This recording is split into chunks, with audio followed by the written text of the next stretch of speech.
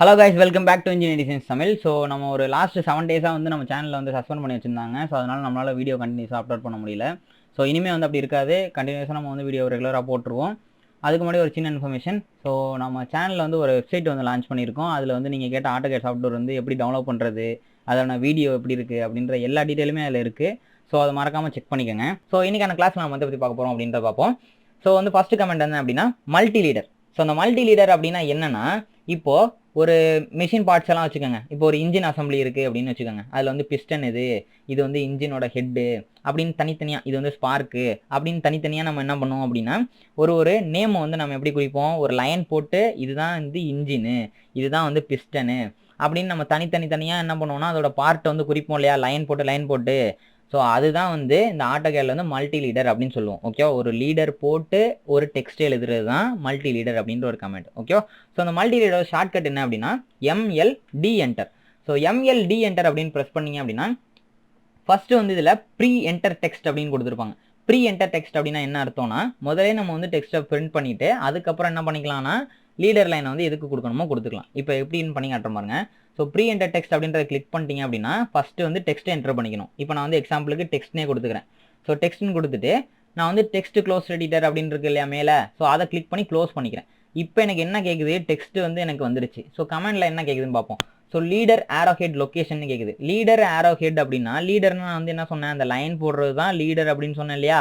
So அந்த line தான் leader. இப்போ எனக்கு இந்த லீடர் வந்து எனக்கு இந்த இடத்துல இருக்கணும், அதாவது இந்த சர்க்கிளோட எட்ஜில் இருக்கணும். ஸோ இந்த சர்ஃபேஸை செலக்ட் பண்ணிவிட்டு நான் வந்து எனக்கு டெக்ஸ்ட் வந்து எங்கே அவுட்டரில் ஃபிக்ஸ் ஆகணுமோ அந்த அவுட்டர் இடத்த வந்து நான் கொடுத்துட்டேன் அப்படின்னா எனக்கு அந்த டெக்ஸ்ட் வந்து ஃபில் ஆயிரும். ஓகேவா. ஸோ இந்த மாதிரி தான் வந்து நம்ம ப்ரீ என்டர் டெக்ஸ்ட்டை வந்து நம்ம யூஸ் பண்ணணும் மல்டி லீடர் கமெண்டில். ஓகேவா.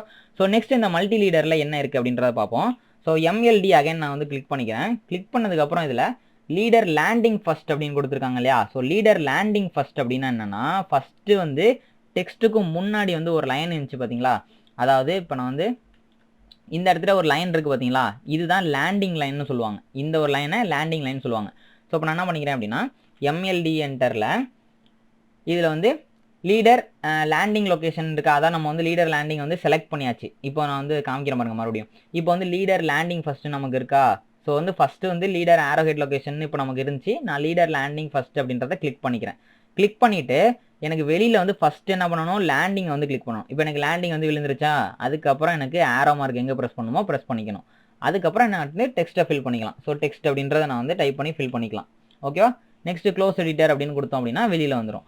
ஸோ இதுதான் வந்து லீடரை வந்து ஃபர்ஸ்ட் நம்ம ஃபிக்ஸ் பண்ணிவிட்டு அதுக்கப்புறம் நம்ம வந்து என்ன பண்ணிக்கலாம்னு டெக்ஸ்ட்டை வந்து அகைன் கொடுத்துக்கலாம். ஓகேவா.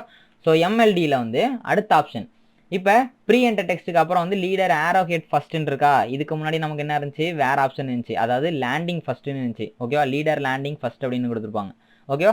ஸோ இந்த லீடர் ஆரோ ஹெட் ஃபர்ஸ்ட் அப்படின்னா என்னன்னா, ஆரோனா இது அந்த ஆரோ மார்க் வருது இல்லையா. ஸோ அதுதான், அதை ஃபர்ஸ்ட் ஃபிக்ஸ் பண்ணிட்டு ரெண்டாவது லேண்டிங் ஃபிக்ஸ் பண்ணோம் அப்படின்னா மூணாவது நமக்கு டெக்ஸ்ட் வந்து அப்ளை ஆகும். ஓகேவா.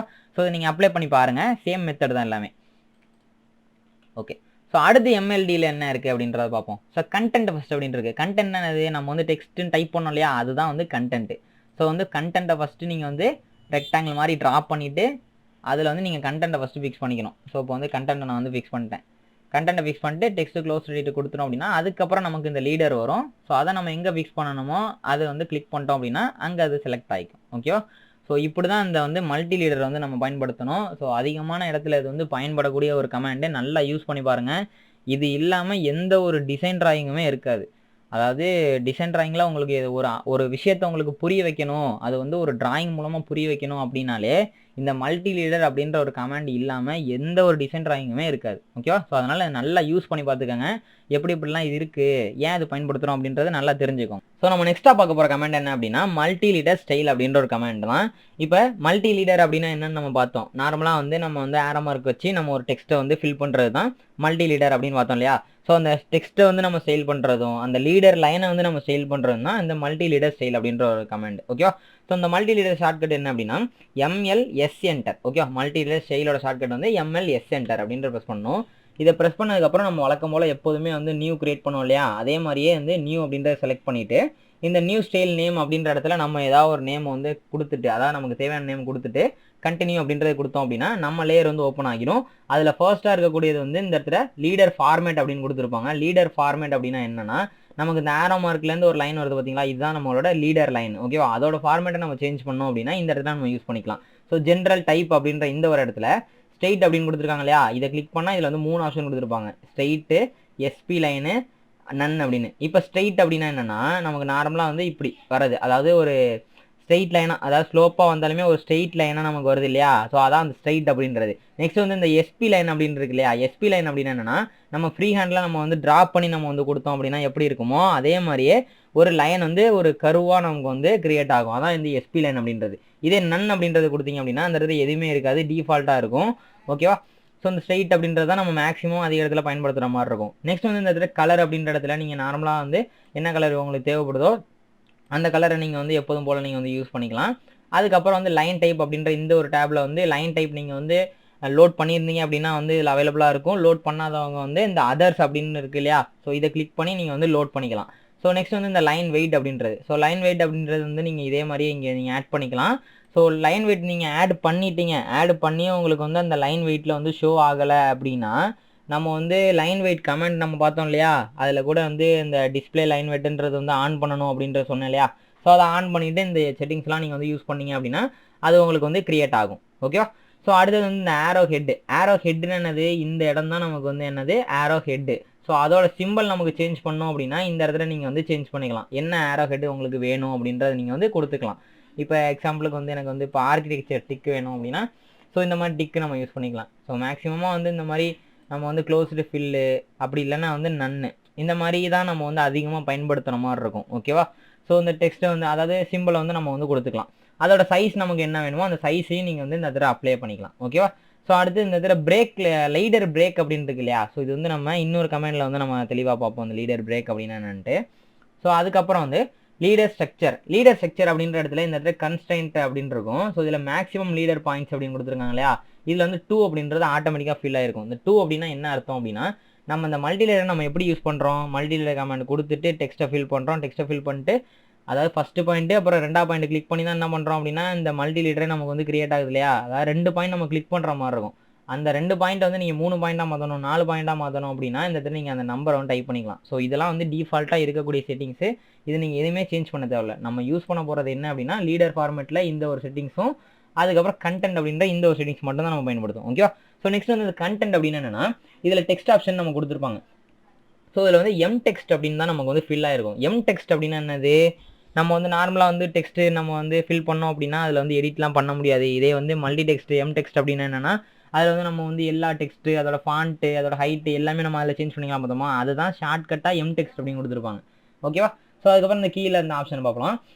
டெக்ஸ்ட் ஸ்டைல் அப்படின்னு கொடுத்துருக்காங்க. ஸோ டெக்ஸ்ட் ஸ்டைல் நம்ம கிரியேட் பண்ணியிருந்தோம் அப்படின்னா நமக்கு டிஃபால்ட்டாக இங்கே ஷோ ஆகும். ஒரு வேலை கிரியேட் பண்ணலாம் 3 டாட் யூஸ் பண்ணி கிரியேட் பண்ணிக்கலாம். ஸோ டெக்ஸ்ட் ஆங்கிள் அப்படின்னு கொடுத்துருப்பாங்க. இது கீப் ஹரிசாண்டல் அப்படின்றத நம்ம மெயின்டைன் பண்ணிக்கலாம். அதுக்கப்புறம் வந்து டெக்ஸ்ட் கலர் அப்படின்ற இந்த இடத்துல கலர் நீங்கள் வந்து என்ன கலர் வேணுமோ டெக்ஸ்ட் கலர் நீங்கள் ஃபில் பண்ணிக்கலாம். அதுக்கப்புறம் டெக்ஸ்ட்டோட ஹைட் உங்களுக்கு ஸ்டாண்டர்டாக என்ன ஃபில் பண்ணுமோ அந்த ஹைட்டை நீங்கள் வந்து ஸ்டாண்டர்டாக கொடுத்துக்கலாம். அதுக்கப்புறம் வந்து ஆல்வேஸ் லெஃப்ட் ஜஸ்டிஃபை அப்படின்னா லெஃப்ட் சைடே நமக்கு வந்து லெஃப்ட் சைட்லேருந்து நமக்கு வந்து ட்ரா ஆகும், அதாவது லெஃப்ட் சைட்லேருந்து நமக்கு டைப் ஆகும்.